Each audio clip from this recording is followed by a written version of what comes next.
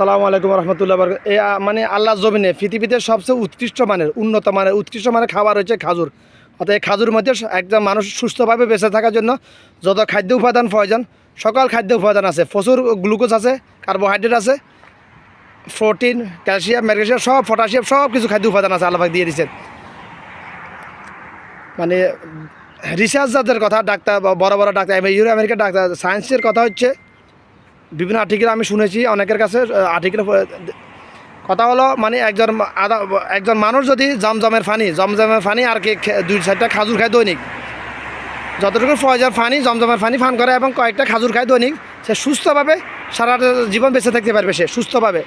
অর্থাৎ কারণ জমজমের পানি শুধু পানির তৃষ্ণা মিটায় না, তো ওখানে খাদ্য খিদে মিটায়, ক্ষুধাও মিটায়।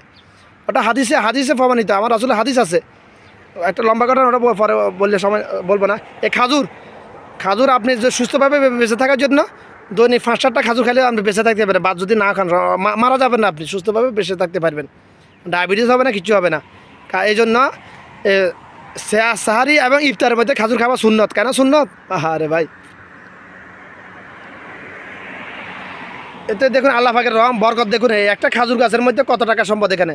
এই খাজুর গাছের মধ্যে 1টা 2টা 3টা 4টা 5টা 6টা 7টা 10টার মধ্যে মিনিমাম 100 কিলো খাজুর আছে এখানে। মিনিমাম 100 কিলো খাজুর আছে। বাংলা টাকায় 300 টাকা করে হিসাব করলে 30,000 টাকা। আরে ভাই, 30,000 টাকার খাজুর আছে এই গাছের মধ্যে, একটা গাছের মধ্যে বাংলার। তারপরে আদম সন্তান হারামের দিকে পাইতেছে ভাই।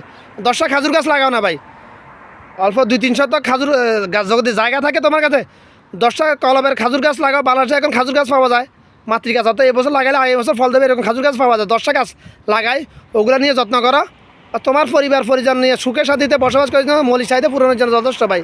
এই 10টা খাজুর গাছে যথেষ্ট, আশা করি ইনশাল্লাহ। হারামের দিকে কেন যাবে ভাই? হারামের দিকে কেন যাবে? হারামে তো আরাম নেই ভাই। হারাম ফ্যাটের মধ্যে আদম সন্তানের, মুসলমানের এবাদত, যার ইমান আছে তার এবাদত ততক্ষণ কবুল হবে যতক্ষণ ফ্যাটের ভিতরে হারাম ঢুকবে না। দোয়া কবুল হওয়ার প্রথম শর্ত হলো হালাল বক্ষণ এবং ইচ্ছা অনিচ্ছা দুনিয়ার লোভে মিথ্যা কথা না বলা। দোয়া কবুল হওয়ার প্রথম শর্ত এই দুইটা। আমাদের দোয়া কেন কবুল হয় না? এই জন্য আমরা হারামকে হারাম মনে করি না,